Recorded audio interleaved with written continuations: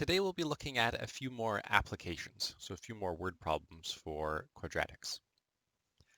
Some of the questions are a little bit tricky because you do have to put together a bunch of different topics that we've covered. But just do the best you can with it. And this is actually the last lesson that we're doing for quadratics. Next unit we'll be moving on to, or next week we'll move on to a new unit. All right, so first question. The height of a baseball is given by the following equation. H equals negative 0.1 t squared plus 0.6 t plus 3.1. In this case, they've swapped the variables, right? They're using h and t instead of y and x. And they often do that in the word problems just to keep better track of what the different variables are standing for. So in this case, it looks like this is measuring the height of the baseball. H is measured in feet, so the height in feet, and t is going to be the time in seconds after it was hit. Okay, I know it's a parabola because it has a t squared in it still. I know that it opens downwards, which makes sense for a parabola, right? Because or makes sense for a ball, right? Because it's going to be hit, it's going to go up and then come back down again. So it seems to make sense. All right, first question. What height is the ball hit from? Okay, so if we're talking about the point right when it gets hit, what do we know at that point? Well, right when it's hit, that's when we start measuring the height. So the time would be 0. It's 0 seconds since it was hit. So in this case, we're going to let t equal 0. We're going to substitute t equals 0 into our equation. Okay, so we plug in t equals 0. Anything times 0 is 0. So that gives me h is 0 plus 0 plus 3.1. H equals 3.1. So in that case, the ball is hit from a height of 3.1 feet.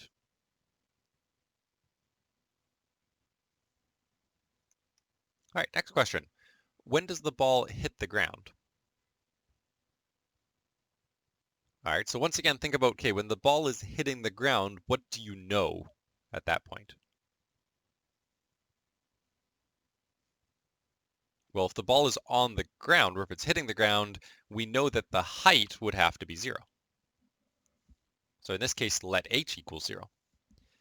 In a lot of these word problems, you can find them by just thinking about what do I know at that point, and then plug that in, right? So in this case, t is 0 or h is 0. All right, so we rewrite our equation. We replace h with 0, and then we keep the rest of it the same. In this case, I'm now left with, I'm now left with a quadratic, and it's in standard form. And I need to solve this one. Now, if we think about last lesson, you're never going to rearrange for t. You're probably not going to be able to factor this guy. But our other option is quadratic formula. And it looks like we're already in standard form, right? T squared, t and number. So we should be able to just solve it with quadratic formula.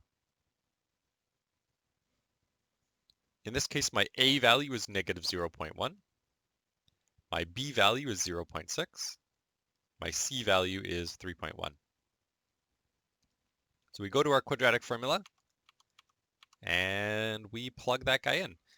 T1 and 2, right, instead of x, just because of our variables, equals, so negative b becomes negative 0.6, plus or minus the square root of b squared becomes 0.6 squared, minus 4 times a, which is negative 0.1, times c, which is 3.1, divided by 2 times a, which is negative 0.1.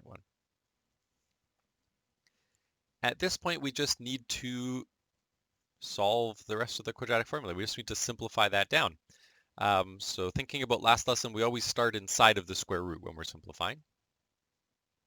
This one's a bit of a mess with all these decimal numbers, but we'll just keep going through. Negative 0.6 plus or minus 0.6 squared is 0.36. Negative 4 times negative 0.1 times 3.1 is positive 1.24, right? Plus 1.24, divided by 2 times negative 0.1 is negative 0.2. Still simplifying inside of the square root. I end up with negative 0.6 plus or minus 1.6, right? Adding inside the square root here. And at this point, that's really as simplified as I can go. I could do my square root, right? Square root of 1.6, so I could plug that in right now if I wanted to. Square root of 1.6 is 1.26. And at this point, I really can't do anything except split into my two answers, right? So one answer using the plus. So I'll go up here, I'll rewrite my equation with the plus this time.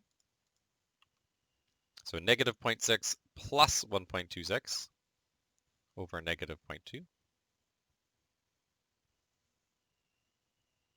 And we'll work that guy out. So negative 0.6 plus 1.26, work that out, divide by negative 0.2, and I get negative 3.3.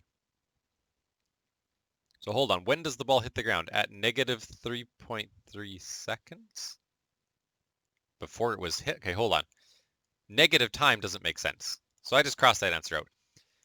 In this case, my parabola has a x-intercept of negative 3.3, but it just didn't make sense to this scenario, right? Negative 3.3 seconds makes no sense, right? That was before it was even hit. Okay, so that's fine. That happens sometimes, right? Depending, in this case, we're really only interested in this parabola for positive times, right, after it was hit. So anything else is not really relevant to the scenario. So second answer, we take our negative 0.6 minus 1.26 over negative 0.2. Work that guy out, so I'd get negative 1.86 divided by negative 0.2, and I get positive 9.3. Okay, that answer seems to make sense. So when does it hit the ground? At 9.3 seconds, or 9.3 seconds after being hit. Positive answer, that seems to make sense. So when you're doing the quadratic formula for your word problems, oftentimes you'll get a positive and a negative answer, and a lot of the time that negative answer just doesn't make sense for the scenario. You're only looking at the parabola when it's positive.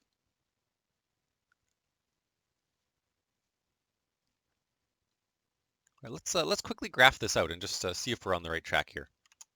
So go to my Desmos, graph that guy out.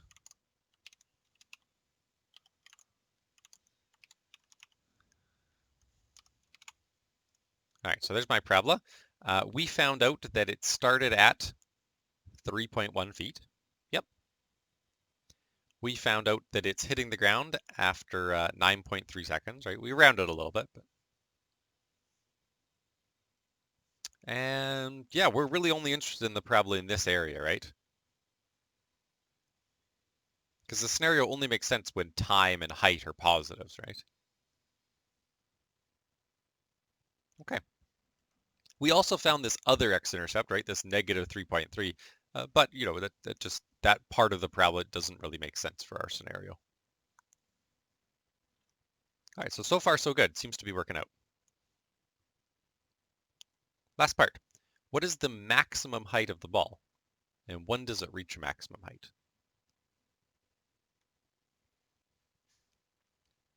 All right, so what are we talking about here? The maximum height of the ball. What point are we talking about?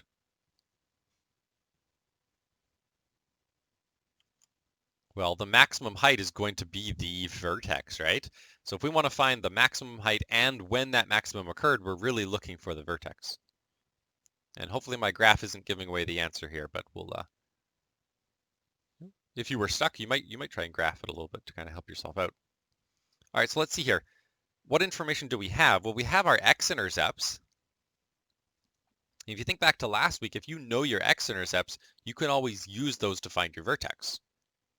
You start by finding the axis of symmetry, halfway in between your x-intercepts, and then you plug that value in to get your y value. All right, so in this case, start by finding the vertex, and in order to do that, you're going to get your axis of symmetry. And you know your axis of symmetry is halfway in between your x-intercepts, or t-intercepts here. So in this case, I take my two x-intercepts that I had earlier, right? Negative 3.3, positive 9.3. I add them together, and I divide by 2. Right? That gives me the halfway point in between them, the axis of symmetry. So that actually works out nicely. It actually does work out to 6 over 2, which is 3. So t equals 3.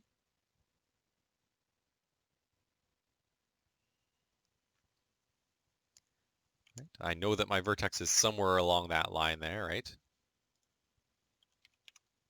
Somewhere along that blue line. And then I plug in t equals 3 to figure out what is the y value at that point. So substitute in t equals 3 back into the original equation. Replace t with 3.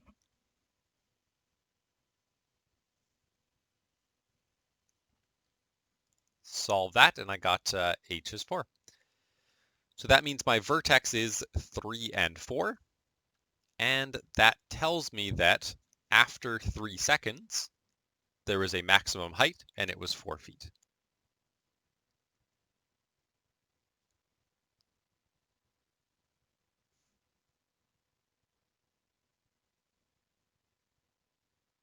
Right, in this case, the vertex is t and then h, 3 seconds for t, 4, that goes feet for height. Yeah, we can go back there and, yeah, sure enough, that vertex is a 3 and a 4.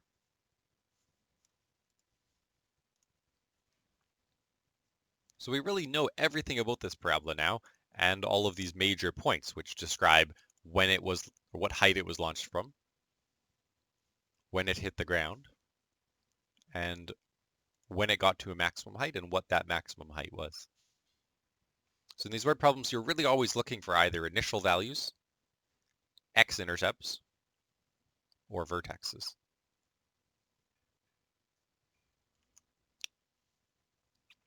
Let's do one more example. Second type of question. All right, so a rectangular lawn measuring 8 feet by 4 feet, so this part in here, is surrounded by a flower bed of uniform width. Uniform meaning the same width everywhere, right? So the width of the flower bed here is the same as the width over here, same as the width here. So it's always the same width around. The combined area of the lawn and the flower bed, so the area of the entire thing, is 165 square meters. What is the width of this flower bed? Okay, so in this case, what do I have to work with here? I'm given the area of the entire thing, so I think I have to work with that. So the area of this entire rectangle is, well, length times width, right? Area equals length times width. And I'm told that that area is 165. Okay, so I've got that to work with. What am I trying to find out here? What is the width of the flower bed? So what is that actual width anywhere along here? All right, so I can actually draw that in somewhere. Let's put it over here. So I'll say the width of that flower bed is this distance here, and I'll call it x. That's what I want to find. What is that unknown width there? And since it's the uniform width all the way around, I could write it down here as well. That's also an x distance right there. And hey, if I wanted to, I could write it up here as well. That's an x distance. And I could put it here too. That's an x distance. In every corner, I could draw that in, right? Okay, yeah. An x distance here, and an x distance there. And I could even do it on the last corner if I wanted to. And since it's uniform, it's always the same distance, no matter where I'm looking. All right, so maybe I have something to work with now. Length would be the whole distance of the outside rectangle, right? Now in this case, I don't know length, but I do have these things to work with. I do know that this length along here would be the same as this length along here. Okay, so my length is actually equal to an x plus an 8 plus another x. Or in other words, 2x plus 8, right? This distance here, x plus 8 plus x, that's the same as L. Simplifying that, 2x plus 8 is the same as L. We can do the same thing the other way, right? The width is this distance here, and it's also this distance here. So I could say that the width is equal to x plus 4 plus x. Or in other words, 2x plus 4. Okay, so I'll rewrite my equation. This time I will write it as, I think I just wrote it the other way around, but 8 plus 2x for length, 4 plus 2x for width. Okay, now I have an equation, and that equation only has one unknown in it. It only has x's as the variables. There's no other variable. So that means I can solve this equation. I'll start by expanding these brackets out so it looks more like a recognizable parabola here. Okay, so expanding these brackets out, whenever we're multiplying brackets, we have to FOIL, right? First terms, outside terms, inside terms, last terms. All right, this guy just stays as a 165. Okay, first terms multiplying. 8 times 4, 32. Outside terms multiplying. 8 times 2x, 16x. Inside terms multiplying. 2x times 4, 8x. Last terms multiplying. 2x times 2x, 4x squared. Okay, so I've got a parabola to work with here, and I really want to solve that parabola. Now, thinking back to last lesson, one of the easiest ways to solve a parabola is put it in standard form and use quadratic formula. So let's start by moving everything over. I'm going to start by subtracting 165 to move it over. I need everything on one side so I can get standard form.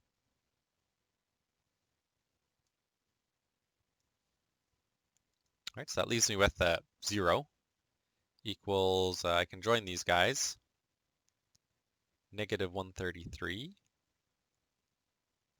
plus I can join these like term, these x terms, plus 24x, plus 4x squared. And let's just change the order around so that it's a regular standard, right? So x squared term, then x term, then numbers term.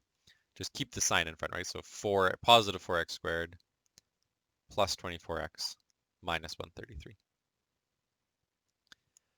All right, now at this point, well, we can solve this equation using quadratic formula. My a is a 4, my b is a 24, my c is a negative 133. All right, look up quadratic formula, plug it in. Minus b, minus 24, plus or minus b squared, 24 squared, minus 4 times a is a 4, times c is a negative 133, divide by 2 times a, which is a 4. Simplify inside the square root. 24 squared becomes 576. Negative 4 times negative 133 turns into positive 2,128. Continue simplifying inside of the square root. Add those guys together, you get 2,704. And we get lucky here because that actually is it is a nice square root here. Square root comes out to 52 exactly.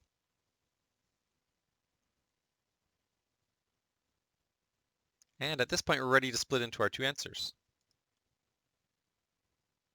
All right, so first answer using the plus, negative 24 plus 52 over 8.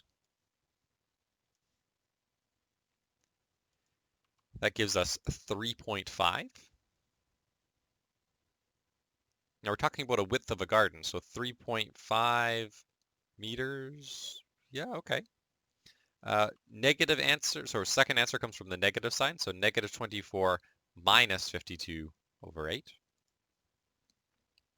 That gives us negative 9.5. Oh, hold on.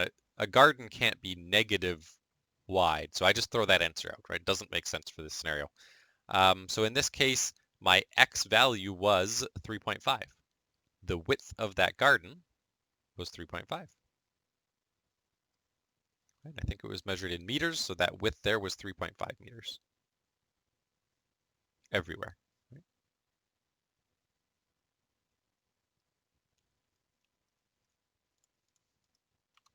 So the flower bed is 3.5, I think it was meters wide.